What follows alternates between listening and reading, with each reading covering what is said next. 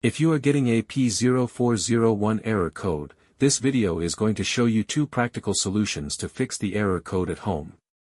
Use the Zeus app to scan your vehicle and see the error code P0401.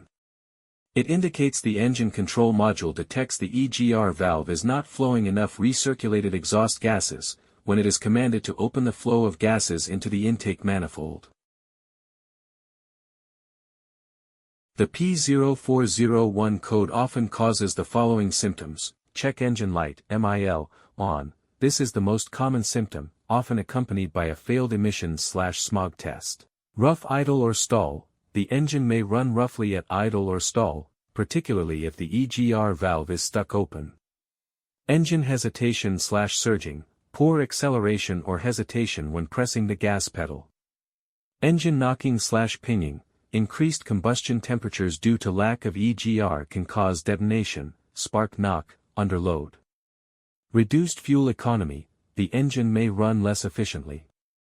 Here are two simple DIY methods you can try to solve this problem. Method A, the EGR valve. Looking at the engine from the front, the EGR valve is located towards the rear of the engine just to the right side of the center. First, carefully remove the EGR valve from your car.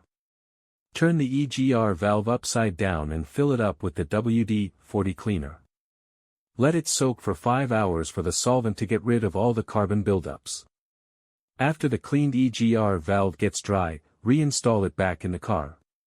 If it is too dirty to be cleaned, you may replace it with a new EGR valve. Method B, the intake manifold. The intake manifold sits on top of the engine and plays a key role in the combustion process.